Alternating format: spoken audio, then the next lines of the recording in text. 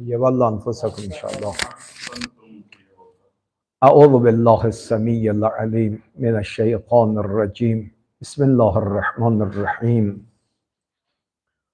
الحمد لله رب العالمين. الصلاة والسلام على أشرف الأنبياء والمرسلين حبيب إله العالم بالقاسم المصطفى محمد. اللهم صل على محمد صلى الله عليه وعلى أهل بيته الطيبين الطاهرين سيما بقية الله في الأرضين واللعن الدائم على أعدائهم أجمعين من الآن إلى لقاء يوم الدين. اللهم نور قلوبنا بالقرآن ووفقنا للعمل به. قبل از شروع عرائضمون درس‌های امروز و فردای ما در ایام شهادت صدیقه شهیده حضرت فاطمه زهرا سلام الله علیها برگزار می شود. انشاءالله امیدواریم که خدای متعال روز به روز بر عرفان و معرفت و محبتمان نسبت به این بانوی بزرگوار بیفزاید و در دنیا و آخرت ما را از فاطمه و پدر فاطمه و شوهر فاطمه و فرزندان فاطمه جدا نفرماید و اگر ثوابی هم بر این مباحثه مترتب می شود، ثواب جلسات امروز و فردا را هم به روح عرشی صدیقه طاهره سلام الله علیها اهدا می کنیم جهت شادی روح اطهر صدیقه شهیده حضرت فاطمه زهرا سلام الله علیها. همه با هم صلوات اهدا می کنیم.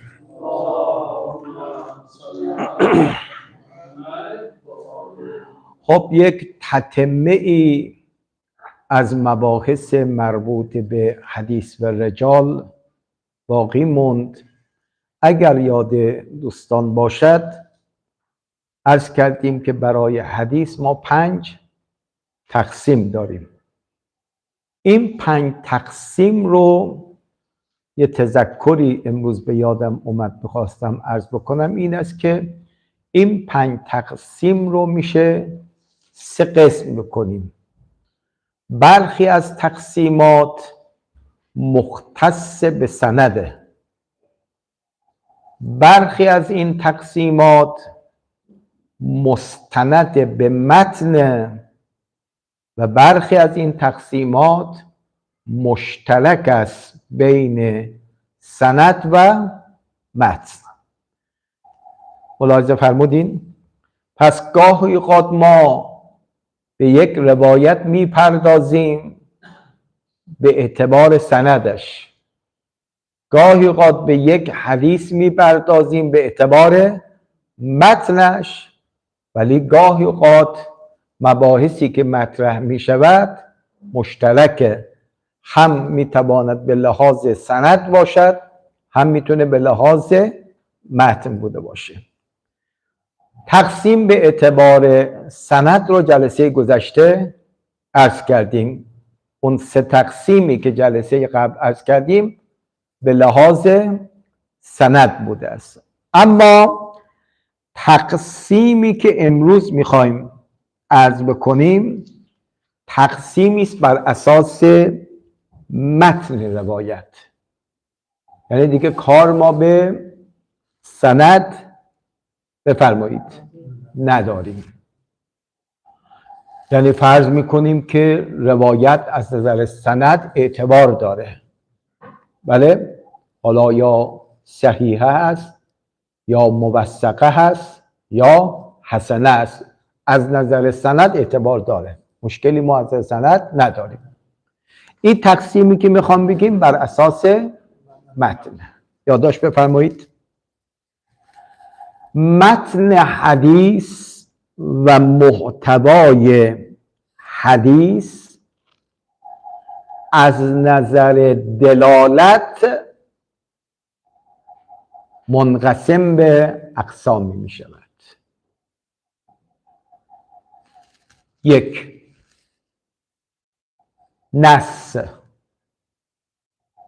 بله، شما گاهی میگید فلان حدیث نص در فلان مطلبه. یعنی چی؟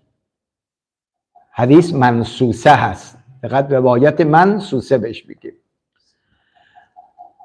نص به روایتی گفته می شود که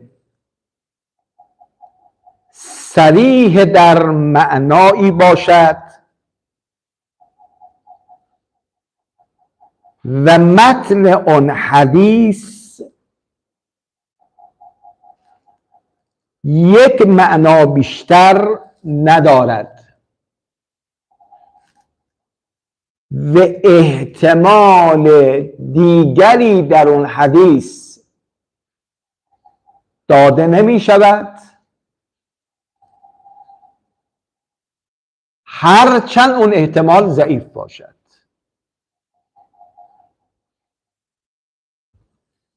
بله، این روایت رو میگیم روایت نص. صریح در یک معنا هست، به صراحت این معنا رو میرساند، دیگه در معنای اون حدیث و دلالت حدیث ما احتمال دیگری نمیدیم ولی اون احتمال ضعیف بوده باشه. به این روایت میگیم روایت منصوصه. دقت فرمودید که عالی ترین و بهترین روایت هم همین روایت منصوصه.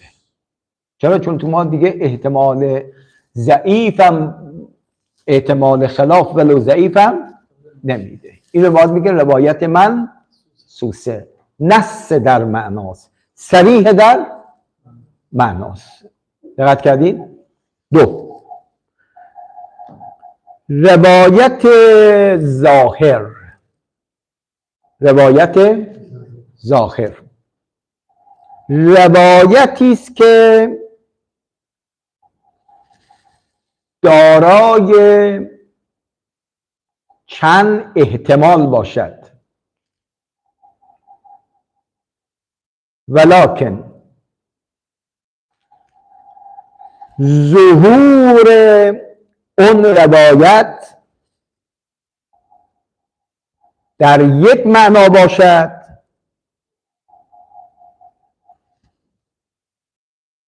ولی احتمالات دیگر ضعیف باشد.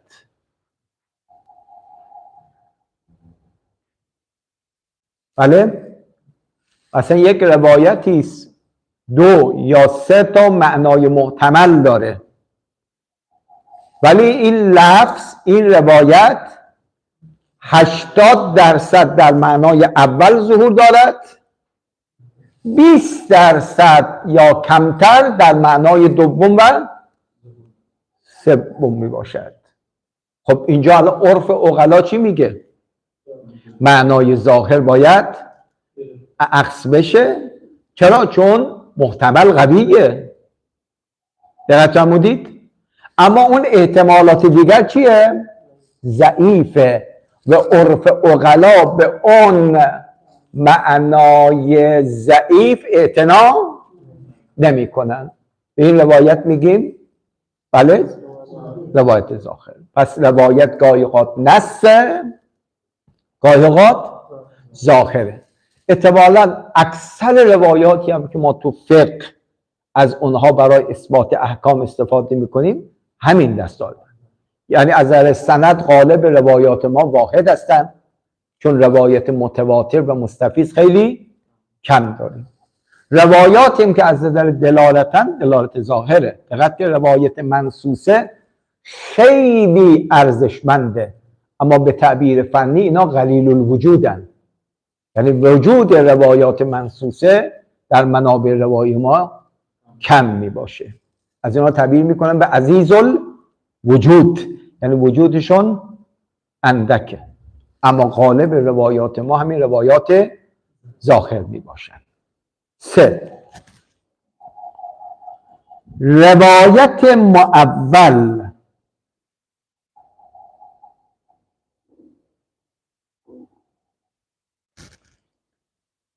روایتی است که در او احتمالات مختلفی داده می شود و یکی از معانی محتمل احتمالش بیشتر است. آیزیشان تا اینجا با روایت ظاهر یکیه. روایت چند تا معنا درش احتمال داده میشه، یکی هم احتمالش بیشتره، ولی با وجود قرائنی معنای غیر ظاهر مراد بوده باشد. آقای فیاض لذا تعبیر کردیم به مؤول، روایت رو تعبیر کردیم، تعبیر بردیم، یعنی از معنای ظاهری ما چا کردیم؟ دست برداشتیم رفتیم به سمت معنای غیر ظاهر. درست شد؟ مثلا آیه قرآن میگه و جاء ربک والملک صفا صفا. الان این معنای ظاهری جاء یعنی چی؟ آمدن، قدم زدن. درست شد؟ میگیم نه، این آیه با تعبیر برده بشه. چرا؟ چون اگه معنای ظاهر رو بگیریم سر از تجسیم خدای تبارک و تعالی در میاره. لذا میگیم قرائن، حالا چه قرائن لفظی یا قرائن عقلی، این آیه را، این لفظ را، این متن را چه میکنیم؟ تعبیر میبریم. ید الله فوق ایدیهم. میشه بگیریم ظاهر رو؟ نه. ان الله علی العرش استوی، نمیتونیم بگیریم. لذا تو روایات ما میاد این متون رو تعبیر میبرن. پس روایت مؤول عکس روایت ظاهره.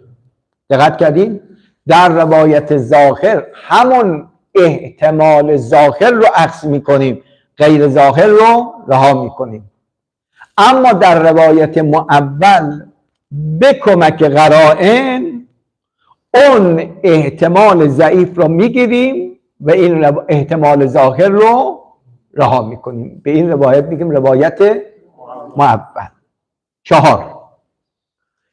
روایت متشابه. روایت متشابه روایتی است که در معنای متن اون حدیث احتمالات مختلفی داده می شود، ولی هیچ یک از اون احتمالات بر دیگری ترجیح ندارد و برای تعیین مراد نیازمند به قرینه هستیم و در صورت فقدان قرینه این روایت قابل استناد بله نیست.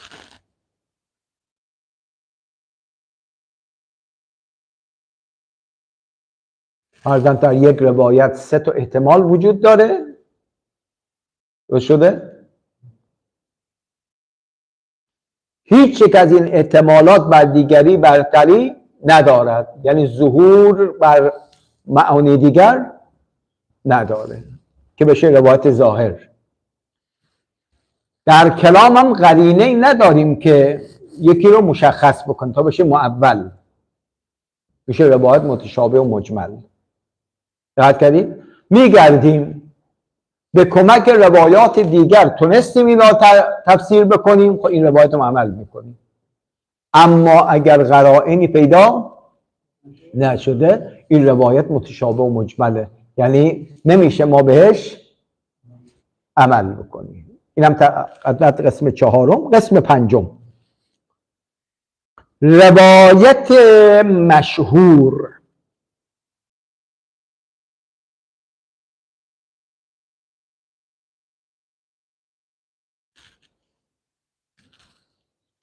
روایت مشهور روایتی است که نزد محدثین و علما شایع و شهرت داشته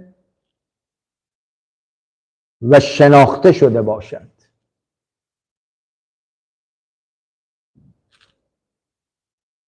مثل حدیث انما الاعمال بالنیات. بله، شما گاهی اوقات طرف این بالای منبر یا استاد در کرسی تدریس میگه روایت مشهوره داریم، یعنی روایتی که اکثر کتب روایی رو چا کردن؟ نقل کردن، شهرت پیدا. در مقابل روایت مشهوره روایت شاذ و نادر است و آن حدیثی است که مضمون آن مخالف با حدیث مشهور باشد.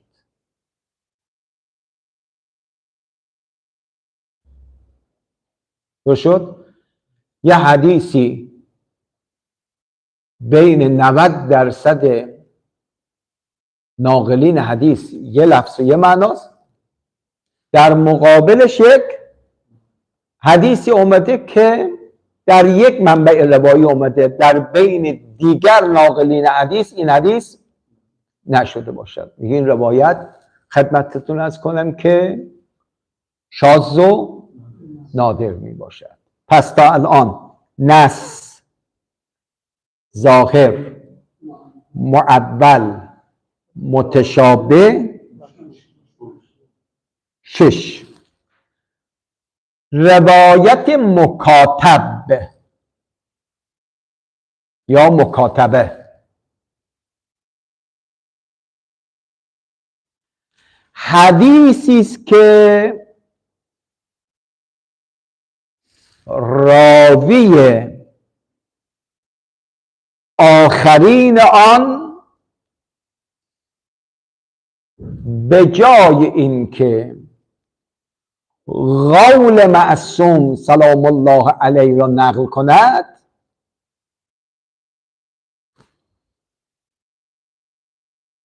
نوشته معصوم را نقل می کند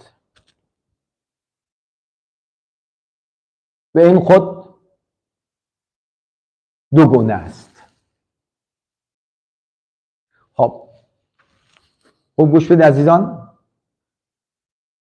روایت مکاتبه، گاهی اوقات ابو بصیر میگه قال است صادق علیه السلام، یعنی آخرین راوی میاد کلام امام رو برای ما نقل میکنه. اما گاهی اوقات امام علیه السلام سخنی نگفته که این راوی آخر شنیده باشه، بلکه این راوی آخر دستخط مبارک امام را دیده، میاد نوشته امام رو برای ما نقل میکند. درست شد؟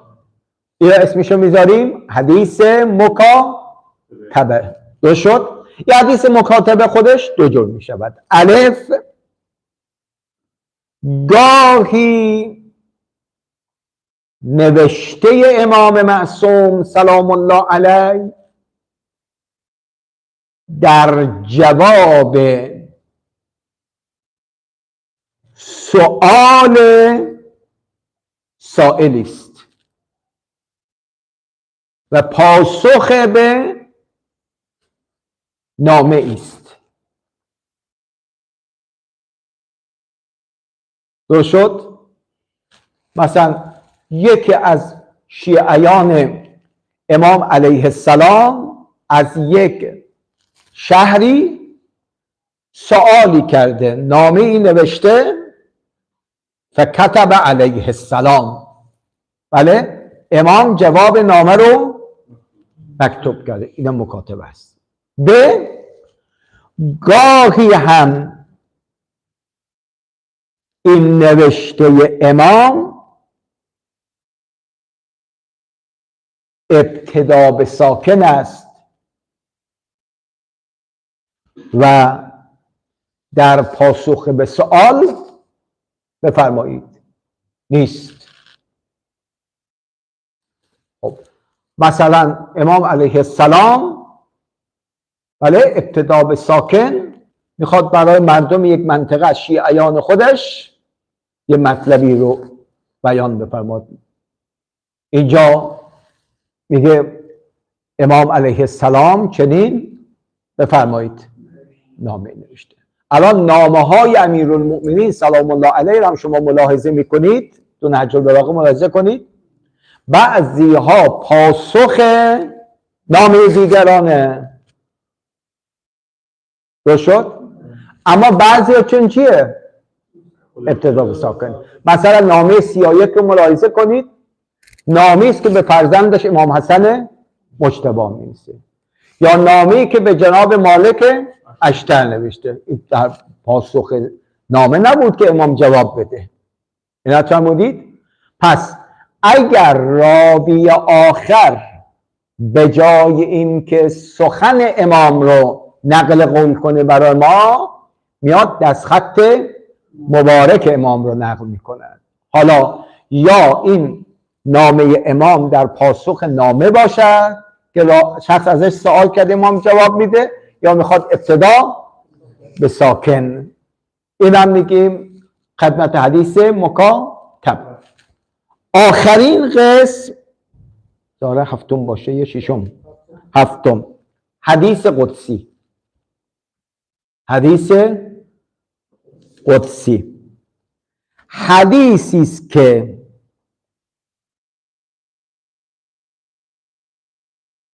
مضمون آن بر پیامبر وحی شده باشد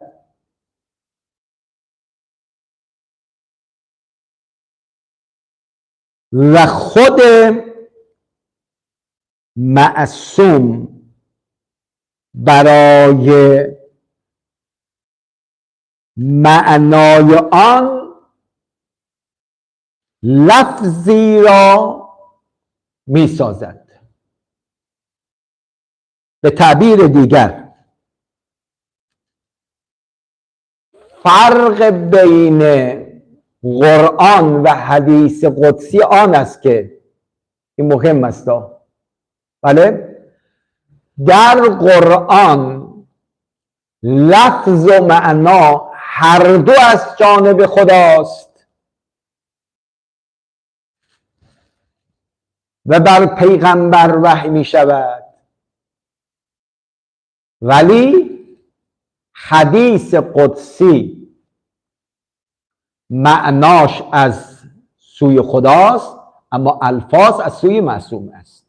این تفاوت بین حدیث قدسی و در قرآن.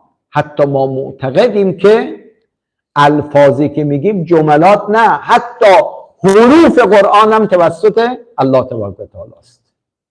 یعنی حضرت رسول هیچ نقشی جز ابلاغ نداره. دقت کردید؟ جز ابلاغ نداره. یعنی هم الفاظ قرآن از سوی خدای تبارک و تعالی است و هم معانیش، اما حدیث قدسی نه.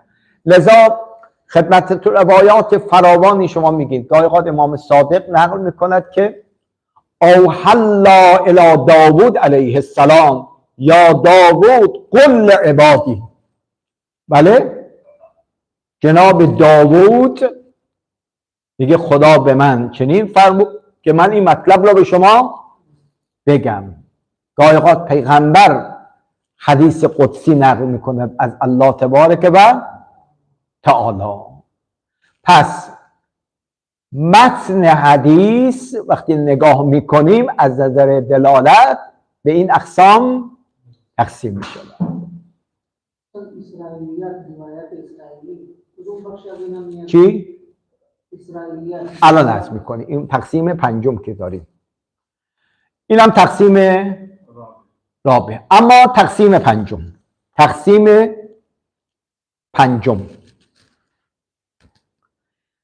تقسیم حدیث است به حجت و لا حجت. تقسیم حدیث است به حجت و لا حجت.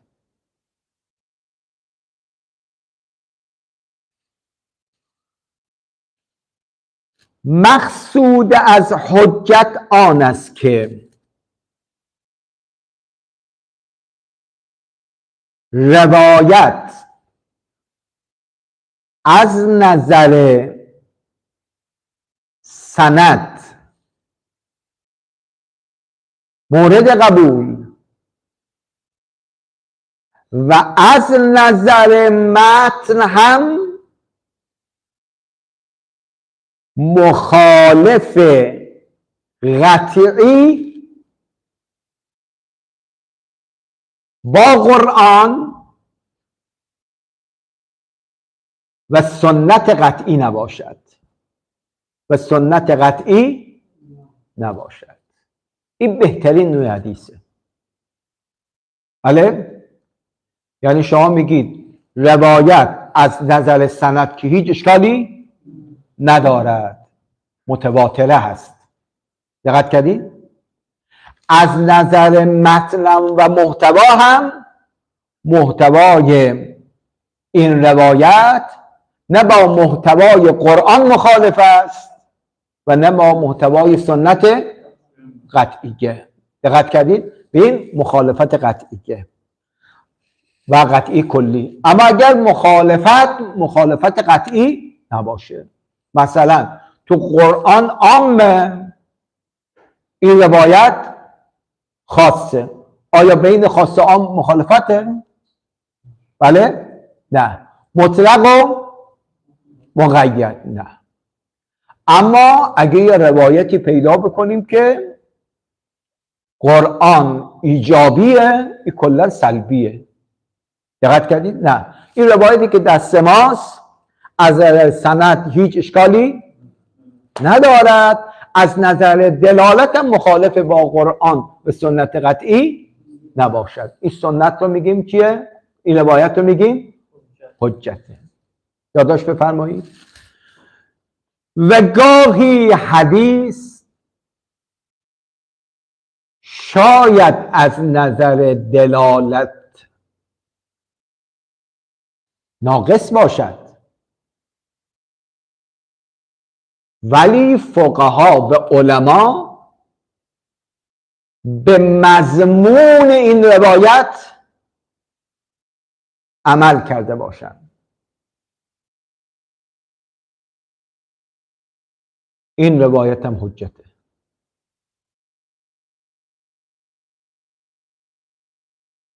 یادتون هست گاهی اوقات گفتیم عمل اصحاب به یک روایت جابره هست، گاهی اوقات عمل اصحاب کاسره هست. این دو تعبیر دقت کنید، جابره و کاسره. جابره رو کجا به کار میبرن؟ روایت ضعف سند داره، اما چون فقها و علما بر اساس مضمون این روایت فتوا دادن و عمل کردن، میگین عمل اصحاب جابر ضعف سند میباشد. خب این روایت هم حجتی حجت نیست؟ حجته. پس ما یه حجت اعلایی داریم. حجت اعلایی کدومه؟ هم سند درسته و هم متن.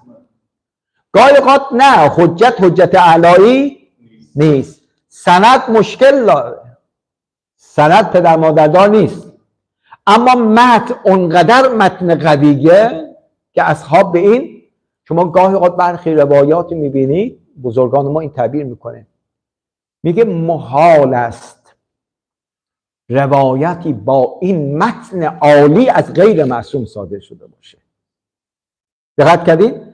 این روایت با این محتوا از غیر معصوم صادر نمی شود. یا بله. سلام استاد، خسته نباشید. علیکم السلام. این استاد شهرتی که فرمودید، خب این خود شهرت دلیل شرعی ما نداریم که اصل در اون عدم حجیت سند هم ضعیفه. بله. خب لا الزم لا حجه و لا حجه لا ينتج الا لا حجه. نه این از کد مشهور نیست. اجازه بفرمایید. ادامه استاد. بله. این که خب ما بگیم این متن که با این قوی امکان نداره که از غیر معصوم صادر میشه، این مجرد استحسانه، این خودش حجیت نداره. خب تمام شد فرما شما. من که نگفتم این دلیل ماست، گفتم که روایت از نظر سند مشکل داره ولی عمل به الاصحاب، ولی اصحاب به مضمون این روایت چا کردن؟ عمل کردن. دقت کردید؟ من نگفتم شهرت، گفتم عمل اصحاب جابر ضعف سند. کأنه اصحاب نسبت به مضمون این روایت اجماع دارن، یعنی یک نفر پیدا نکردیم خلاف مضمون این روایت فتوا داده باشد. اصحاب عمل این اصحاب چیه استاد؟ همین فتوا یه مضمون روایت داریم از زمان بله شیخ توسی بگه تا الان همه به مضمون این روایت فتوا داده و غیر از این روایت هم روایت دیگری نداریم. فتوا دادن مثلا فتوا دادن دلیل بر حجیت نمیشه که. از میکنم عمل اصحاب اجماع عملی. اجماع در صورت حجت که منشأ روایت باشه دیگه. این منشأش که همین روایت دیگه. اصحاب به این روایت عمل کردن و کسی هم مخالف این روایت فتوا نداده و مستندیم برای فتاوای علما از 100 تا الان غیر از این روایت ما نداشته باشیم. همین که اصحاب عمل به مضمون روایت کردن من البدو الی الخط، این خودش جابر ضعف سند می باشه. خب این روایت میشه روایت حجت. اما لا حجت کدامه؟ لا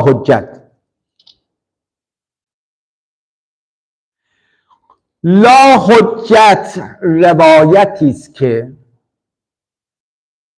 هم از نظر سند و دلالت مورد قبول بفرمایید نباشد. ادامه بدیم بس تکمیل نشده. سند ضعیف است،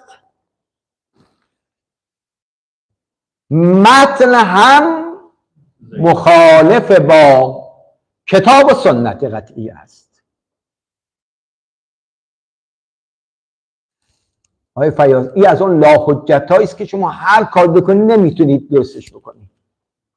میگه از نظر سند مرسله هست، ضعیفه، متنش هم یه مفهومی داره که با کتاب و سنت قطعی سازگار بفرمایید نیست.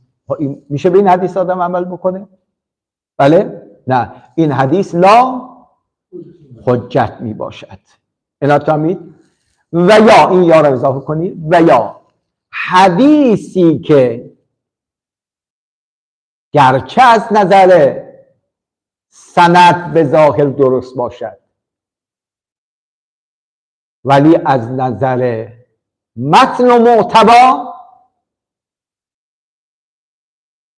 مخالف کتاب یا سنت قطعیه باشد، مثل احادیثی که از باب تقیه باشه. بله؟ یه روایت از نظر سند درسته،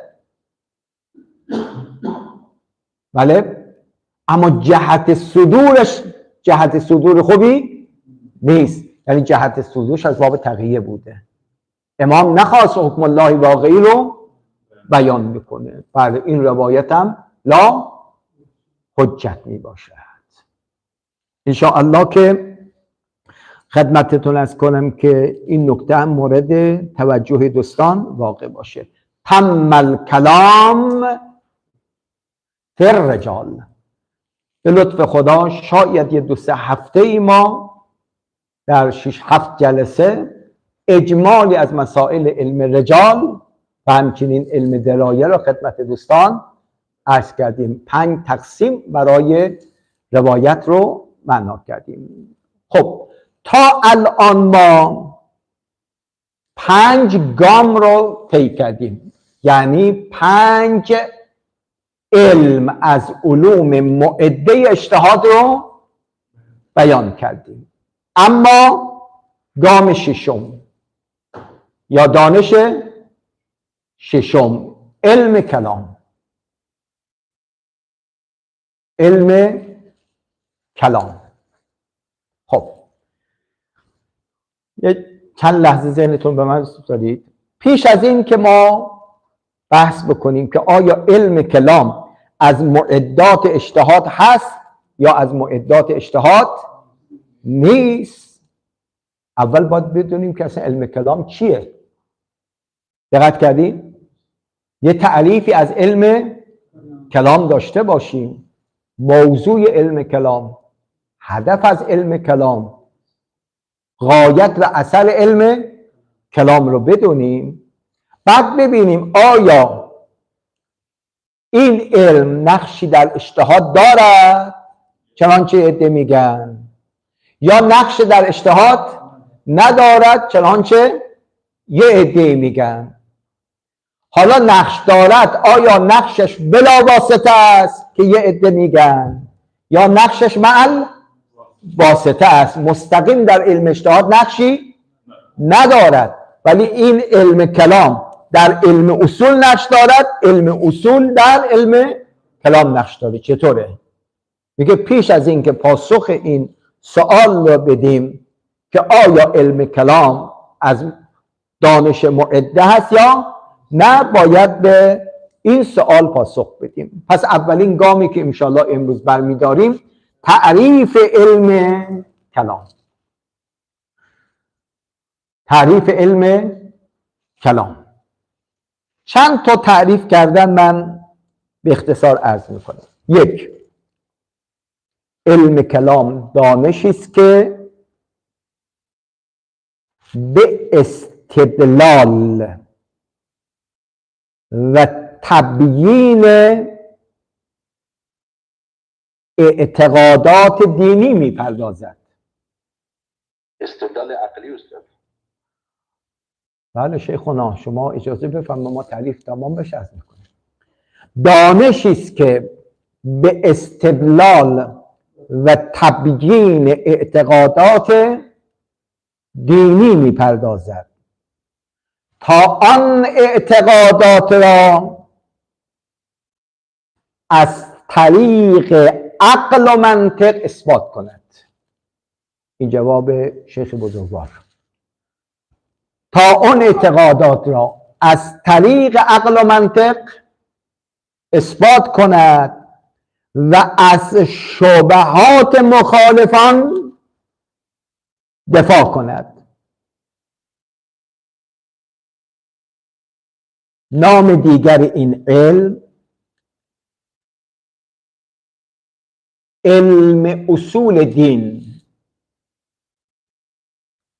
و علم اصول عقاید می باشد.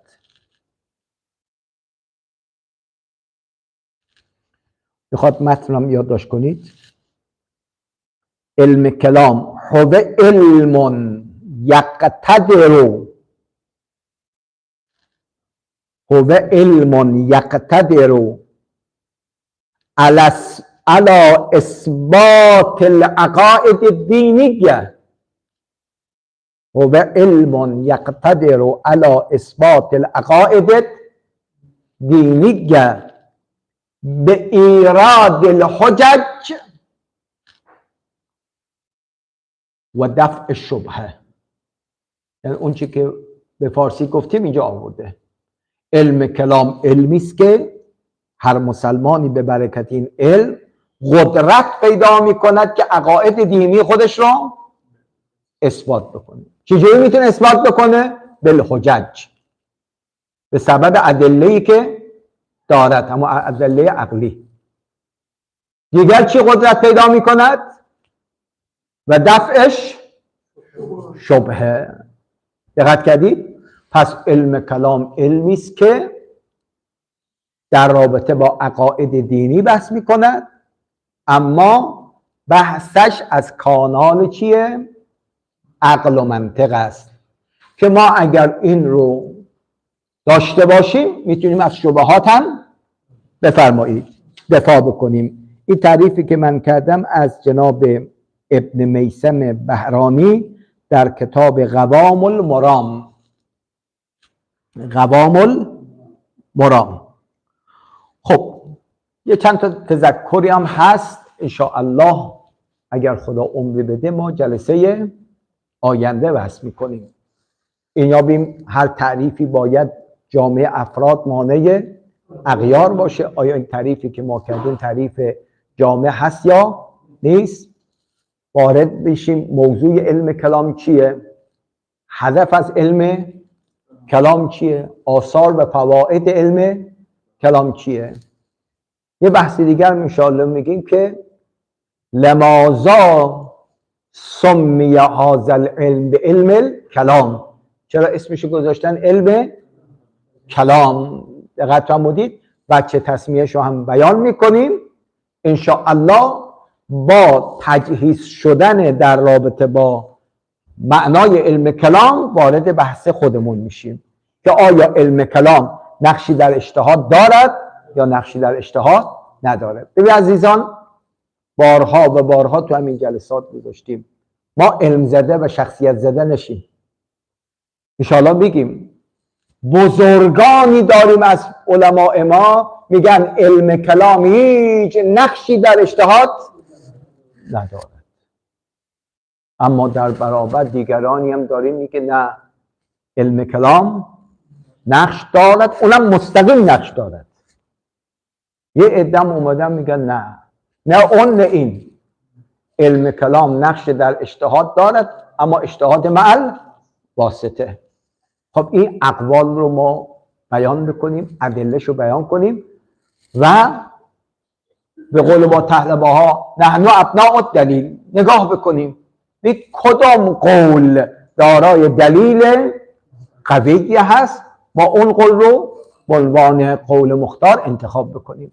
لذا این مباحث انشاءالله سعی میکنیم که یه مقداری عمیق بوده باشه، بار داشته باشه، بار علمی.